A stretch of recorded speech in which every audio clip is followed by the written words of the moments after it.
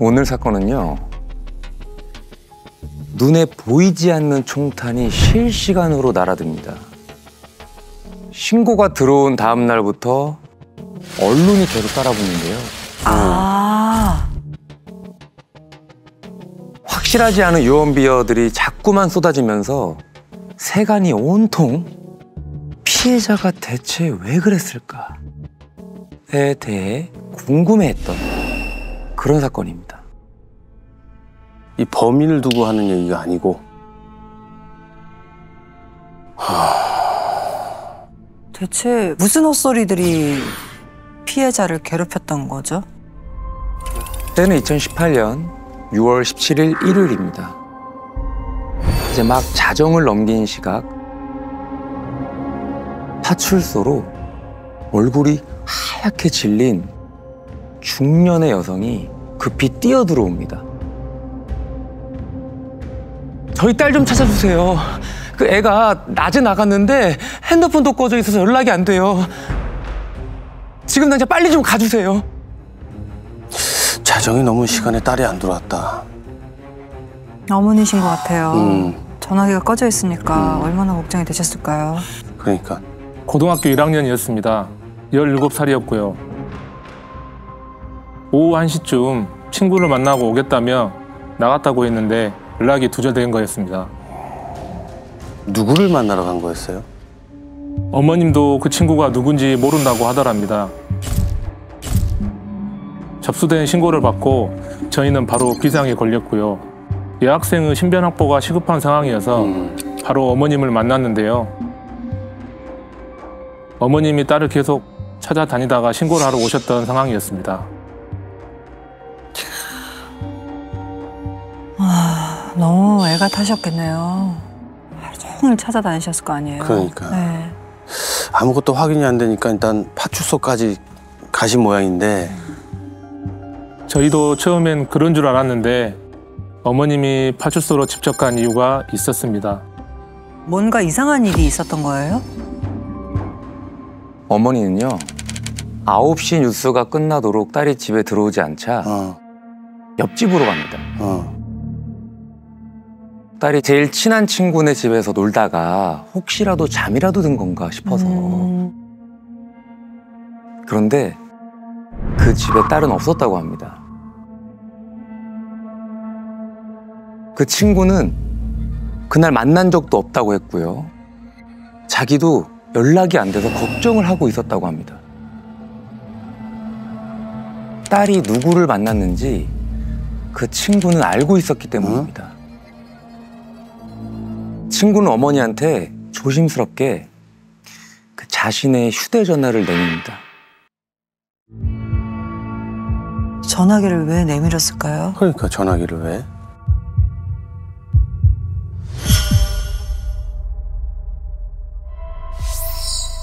나는 내일 알바가. 그러니 헬멧 잘 봐야 해. 당근이지.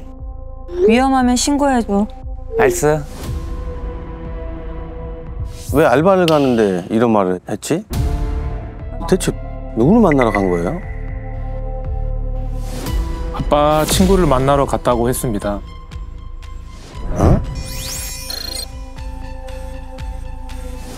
아르바이트를 하러 오라고 했는데 부모님이 걱정하실지도 모르니 비밀로 해달라는 말도 했다고 했습니다. 아빠 친구가 위험할 게 뭐가 있을까요? 그러게요. 그럼 아빠 친구면 가족들도 다 아는 사람이고. 그러니까. 위험한 일을 시킬 리가 없는데. 근데 아빠 친구를 만난 게 맞긴 맞는 거예요? 네, 오후 2시쯤 아빠 친구를 만났다고 메시지가 오긴 왔었다고 합니다. 그게 마지막 연락이었다고 했고요. 저녁까지 기다리다 전화를 해봤는데 전화기가 꺼져 있어서 그 친구도 초조해하던 상황이었던 겁니다. 야, 그럼 상황이 아무리 생각해도 좀 이상하게 흘러가는데? 근데 아빠 친구가 가게라도 했어요? 아르바이트 할 만한? 네, 동네에서 식당을 하고 있었습니다. 어머니 말로는 남편뿐만 아니라 가족 모두가 10년 정도 알고 지낸 사이라고도 했습니다. 아, 식당이면 알바할 수 있죠, 당연히. 그렇지. 10년이면 7살 때부터 알던 뭐 아저씨라는 거잖아요. 실제로 아빠 친구가 제안한 아르바이트가 맞다면 아마도 그 식당으로는 부르지 않았을 것 같은데요. 제3의 장소로 불러내지 않았다면 실종된 여고생이 위험하다고 판단하지는 않았을 것으로 보이지 않을까 이런 생각이 듭니다. 야, 그럼 이상한 데로 불렀을 수도 있다는 거잖아. 근데 그런 거는 아예 안 갔을 것 같은데. 그러니까. 어머니는 그럼 딸 친구에게 그 얘기를 듣고 파출소로 바로 가신 거였어요? 아닙니다. 이미 가게는 문을 닫은 지 한참 지난 밤이라 남편 친구네 집으로 직접 가봤다고 합니다. 네. 그 집 아내가 문을 열어줬다고 하고요. 식당에 딸이 일을 하러 갔었냐고 물어봤는데 오지 않았다고 하더랍니다. 야, 그러면 진짜 식당에서 아르바이트를 한 게 아니었어요? 아빠 친구란 사람은요? 그 사람한테도 직접 물어보셨나요? 그거를 확인했어야 했는데 말이죠. 어머니는 그때부터 뭔가 불길한 예감이 들기 시작합니다. 남편은 집에 있냐? 내가 지금 물어보고 싶은 게 있다. 그랬더니 그 아내가 잠시만요 하고 들어가더니 잠시 후에 다시 돌아와서는 남편이 집에 없다고 합니다. 응?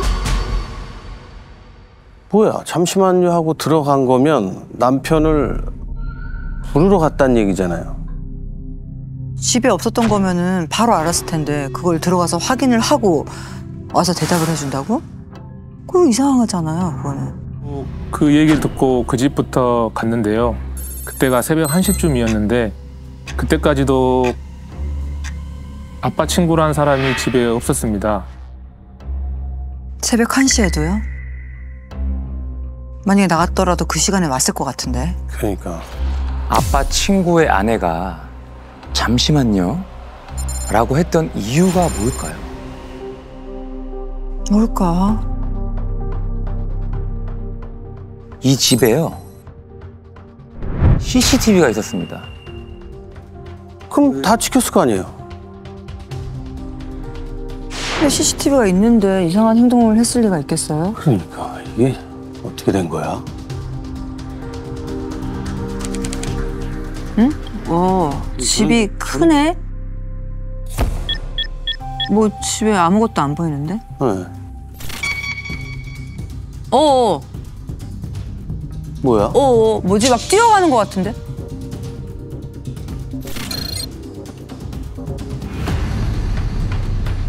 잠깐, 어머머! 뭐야? 뭔가 지금 도망가네. 엄청 빨리 뛰어간다. 문을 닫고 도망가네. 문을 닫고. 아빠 친구예요? 맞습니다. 실종된 여학생의 어머님이 이 집에 찾아갔을 때였습니다. 아, 그러니까 잠시만요 하는 그 소리를 듣고 잽싸게 도망을 갔다고? 야, 뭔 상황인 줄 알고 딸 찾으러 간 엄마를 왜 피했냐고. 혹시 아내가 잠시만요 했던 게 남편한테 신호를 보냈던 건 아니겠죠? 아, 그럼 아내도 미리 알고 네. 남편한테 도망가라 사인을. 에이, 설마 그랬을까요? 저희가 CCTV를 볼 때 옆에서 지켜보던 아내도 놀란 얼굴이었습니다. 분명 같이 TV를 보고 있었기 때문에 잠시 기다리라 하고 방으로 간 거라고 했고요. 휴대전화도 있었고 마당을 슬쩍 보니 차도 그대로 있어서 이상하다는 생각을 전혀 못했다고 합니다. 아, 신호를 보낸 건 아니고 하기는 그 순간에 남편이 주랭랑을 쳤을 거라고 누가 생각을 하겠어요. 아, 근데 이렇게 되면은 설마 했던 게 맞았네요. 실종된 학생이 아빠 친구를 만난 게 맞는 것 같은데요. 그렇지. 지금 애가 어디 있는지 알 수는 없는 거잖아요. 전화도 꺼져 있는 거고. 네. 저희는 멀리 벗어나진 못했을 걸로 보고 수색팀을 꾸렸고요. 동네 CCTV도 다 뒤지면서 그 아빠 친구라는 남자부터 뒤쫓았습니다. 실종 여고생에게 아르바이트를 제안하고 분명 만났을 걸로 추정되는 아빠 친구를 지금부터 박 씨라고 부르도록 하겠습니다.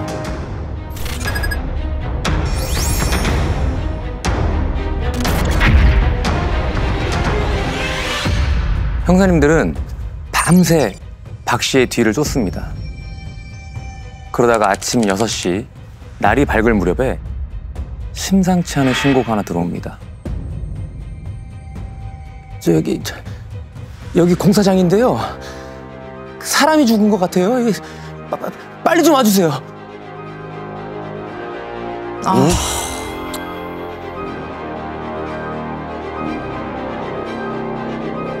실종된 여고생은 아니어야 할 텐데 누구였습니까? 박 씨였습니다. 어?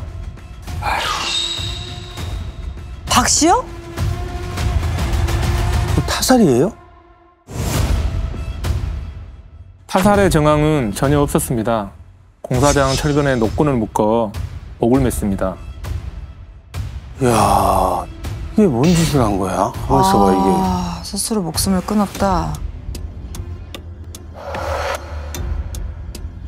애를 찾아야 되는데 어디 있는지 이야기는 해줘야지. 야, 이대로 이렇게 죽어버리면 이거 다 끝나는 거냐고. 이게 뭐 어떻게 된 거야?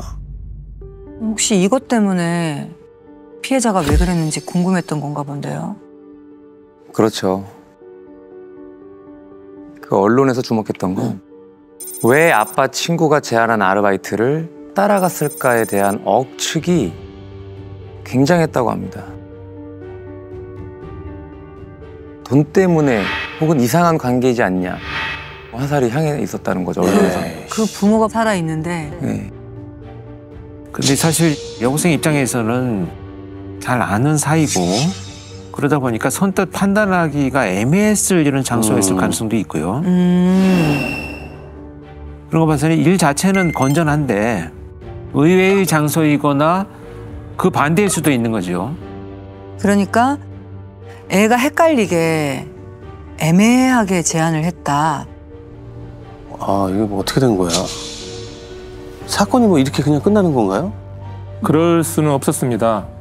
무조건 실종된 학생을 찾아야 사건을 마무리할 수 있을 거란 생각에 추적을 멈추지 않았습니다. 그렇죠. 애는 찾아야죠. 대체 그 여학생은 어디 있는 걸까요? 박 씨의 행방을 계속 쫓으면서 동시에 학생이 집을 나갔을 무렵 인근 CCTV도 확인하고 있었는데요. 어머니 말씀처럼 신고 전날이었던 16일 낮 1시쯤 집에서 읍내 방향으로 걸어가는 게 딱 하나 잡혀 있더라고요. 오후 1시에. 어디로 갔는지는 확인이 안 된 거네요. 네, 다른 건 나오지 않았습니다. 그래서 비슷한 시각 박 씨 차량 번호로 이동 동선을 추적해 보니까 학생 집 방향으로 가는 게 확인되더라고요. 야, 그러면은 박씨 차를 타고 같이 이동했을 수도 있겠네요. 차를 끌고 데리러 갈 정도면은 도착지가 꽤 멀었나 본데요. 혹시 그 박씨의 기지국 위치는요? 학생을 만나기 전부터 전화기 전원을 꺼둔 상태였습니다. 기지국 위치로는 집에 두고 간 것 같았고요. 오후 6시쯤 같은 기지국에서 전화가 켜진 걸로 봐서는 그 무렵 집으로 돌아온 걸로 추정됐습니다. 그 애초에 전화를 껐다는 거는 뭔가 계획을 다 했네. 야, 이 5시간 사이에 대체 뭔 짓을 한 거지? 그럼 그 학생 전화는요? 언제 어디서 꺼진 거예요? 그날 오후 4시 30분경 꺼져 있었는데요. 집에서 12km 떨어진 초등학교 옥상에 설치되어 있던 중계기에 잡힙니다. 아, 거기서 왜 잡혀? 근처에 갈 만한 곳이 있었어요? 거기도 작은 동네이긴 했지만 시외버스 터미널도 있었고 근처에 중학교도 하나 있긴 했습니다. 마침 도로에 CCTV가 있어서 박 씨 차가 지나가는지 확인해 보니까 네. 잡히더라고요. 근데 방향이 산으로 가는 겁니다. 기지국 반경 내에 높진 않았지만 아주 크고 넓은 산이 하나 걸려 있었는데 그 방향으로 차가 이동하였습니다. 등산로가 여러 개인데다가 그 등산로 입구마다 작은 마을이 있어서 탐문이 좀 오래 걸렸습니다. 수색에 동원된 인원만 5천 명이었고요. 5천 명이요? 산이 진짜 크고 넓었나 보네. 수색팀은요, 이 실종 학생의 마지막 행적이었던 이 기지국 반경을 중심으로 본격적인 수색을 시작합니다.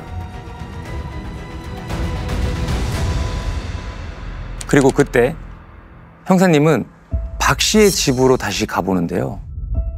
이곳저곳 둘러보던 형사님 눈에 뭔가 수상한 게 걸려듭니다. 그래서 급히 범행일로 수정되는 16일 CCTV를 전부 확인합니다.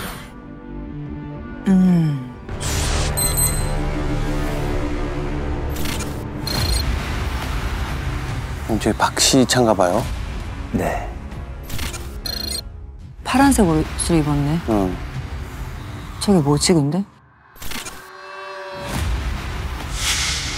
마당에서 뭘 하는 것 같은데 쭈그리고 앉아서? 응. 저 뭘 하는 거예요?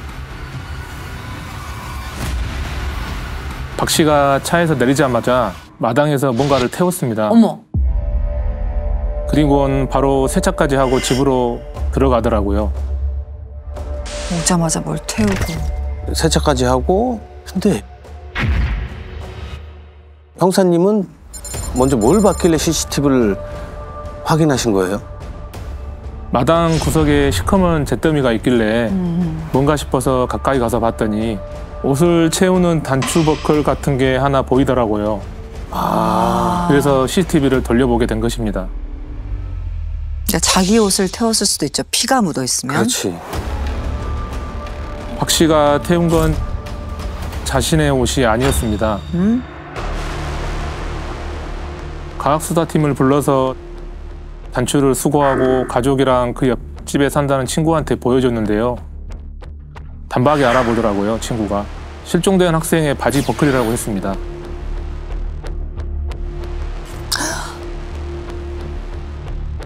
아, 그러니까 이제 여고생 옷을 벗겨서 왔다는 거잖아요. 야, 이게 뭔 짓을 한 거야, 얘한테, 어린 친구한테. 바지를 벗겼다. 아, 윗도리도 있을 수도 있겠구나. 근데 차는 어떤가요? 뭐 아무리 세차를 했어도 뭔가 있을 수 있잖아요. 블랙박스는 16일 낮부터 꺼진 상태였습니다. 어머. 트렁크에서 다 먹은 음료수 캔이랑 낫이 하나 나왔고요. 야, 지금 블랙박스도 끄고 전화기도 집에 두고 간 거잖아요. 완전히 계획을 세운 것 같은데요. 캔에서는 약물도 DNA도 아무것도 나오지 않았고요. 낫 손잡이에서 생각지도 못한 결과를 받았습니다. 실종 학생의 DNA가 나왔습니다. 손에 땀이 났던 걸로 추정됐습니다. 아니, 지금 실종 여학생의 DNA가 나왔다는 거예요? 그럼 뭐야? 이게 범행 도구가 아니라 여고생이 낫을 쥐고 있었다는 거예요? 이게 무슨 상황인지 좀 이해가 안 되네. 그 마지막에 실종 학생의 전화가 꺼졌던 기지국이랑 연결이 좀 되는 상황입니다. 자, 아르바이트 장소가 산이었고 학생이 낫을 잡았다는 건 산에 어떤 일을 하는 아르바이트를 하러 가자 이런 제안을 했을 가능성이 가장 높아 보입니다. 아, 둘이 산에 간다고 하니 망설인 걸 테고요. 뭐 약초를 캐거나 하는 일이라면 이상한 일은 아니니까 다만 고민을 좀 하지 않았을까 이렇게 추정이 됩니다.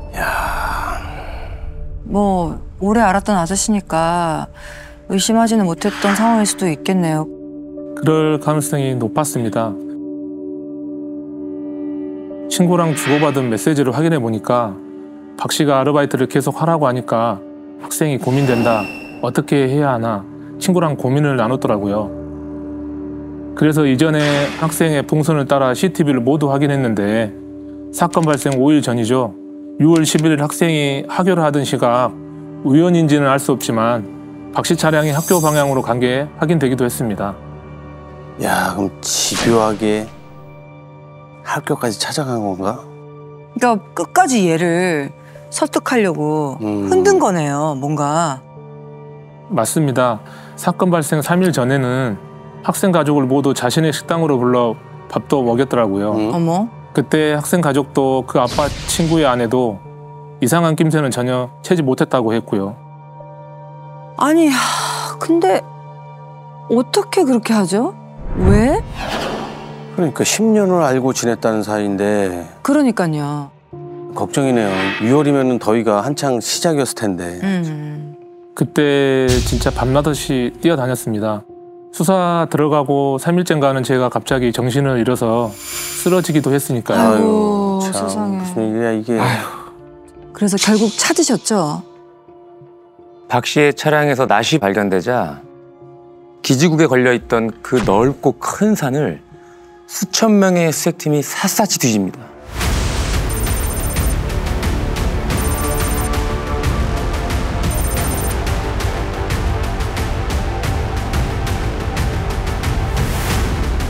그러다가 사건이 발생한 지 9일째 산 정상 비탈길에서 누군지도 모를 시신이 한 구 발견됩니다.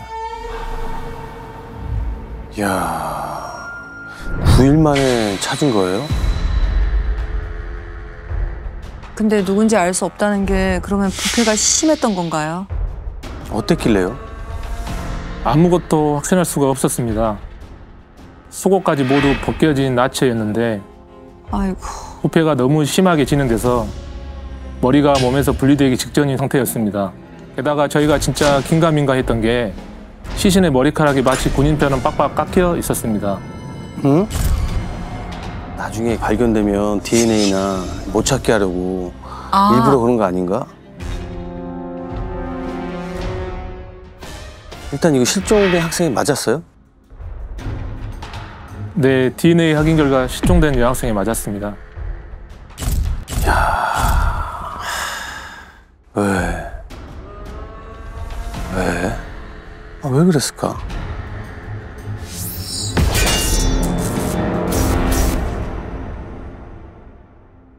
부검 결과가 어떤가요? 부패가 심해서 정액 반응은 확인되지 않았습니다.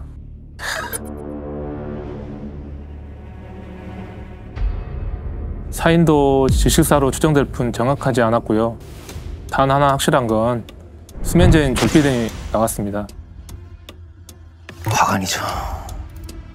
야, 수면제를 먹였다는 거는 목적이 있었을 거야, 분명히. DNA 결과 나오자마자 박 씨 집을 수색했는데요. 김치 냉장고 위에서 이발기가 하나 있더라고요. 그래서 긴급으로 유전자 감정을 맡겼는데 피해 학생의 DNA가 나왔습니다. 사건 발생 이틀 전에 박 씨가 직접 졸피뎀을 처방받은 사실도 확인됐고요. 낫을 구입한 것까지 모두 나왔습니다. 이거 어떻게 이런 일이 있을 수 있냐. 이 정황상 보면 마지막에 살인을 하고 그때 머리까지 밀었을 것 같은데, 야, 이건 너무한데.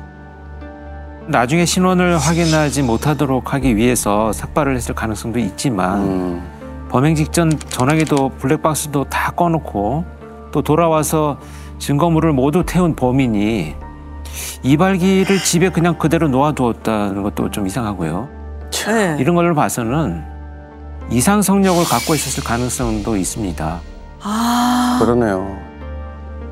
모든 게 계획에 있었는데 그걸 가지고 있었다는 건 의심할 수밖에 없네요. 근데 그게 끝이 아닙니다. 네? 사건 발생 5개월 동안 박 씨의 범행 동기가 무엇인지 밝히기 위해서 형사님이 끝까지 사건을 놓지 않고 있었는데요. 박 씨가 범인으로 밝혀지면서 수많은 제보가 들어왔다고 합니다. 대부분 박 씨가 알고 지내던 지인들의 아내였고요. 약초를 캐러 가자고 해서 따라갔다가 산에서 몹쓸 짓을 당했다고 합니다. 야, 이 한두 번이 아니었네. 이거 악질이네 이거. 아, 이게 지인들의 아내들한테 그 짓을 하다가 이제는 자기 친구 딸까지. 근데 진짜 안타까웠던 건요. 또 다른 피해자였던 그들이요. 가정을 지키기 위해서 신고를 못했다고 합니다. 그리고 신고를 하려고 했던 피해자들 중에는요. 몰래 뒤에서 합의금을 주면서 입막음까지 했다고 합니다. 아무 일도 없었던 것처럼 살면서 지인이니까 계속 살면서 마주쳤을 거 아니에요. 그럼 주위에 다 살고 있었을 거 아니야. 지인이니까. 아니 근데 그 범인이 평소에는 전혀 이상하지가 않았나 봐요. 아무도 몰랐던 것 같은데. 외지에서 오래 떠돌다가 몇 년 전 고향으로 돌아온 거였습니다. 다들 좋은 사람이라고만 알고 있었습니다. 그래서 피해 학생의 가족들과도 가까이 지냈던 거고요. 근데 알고 보니 타지에 살 때 가정폭력으로 신고를 당했다고 하더라고요. 결국 가정폭력으로 이혼하고 재혼을 한 거였고요. 과거가 있었네. 폭력적인 사람이었구나. 피해 학생도 그렇고 다른 피해자들도 모르고 따라간 거네요. 그런 그렇지. 전적을. 일단 사건은 박 씨 범인의 자살로 공소권 없이 마무리됐지만 하늘에서도 저는 천벌이 내려졌을 거라고 굳게 믿고 싶습니다. 그 전까지 강간을 하고 네. 아무런 신고도 안 하고 아무 일 없다가 네. 걸릴 것 같으니까 스스로 목숨을 비겁하게 끊은 거지. 그렇죠. 죽으면 안 됐어요. 정말 화가 난다. 즐겨봐 이 채널.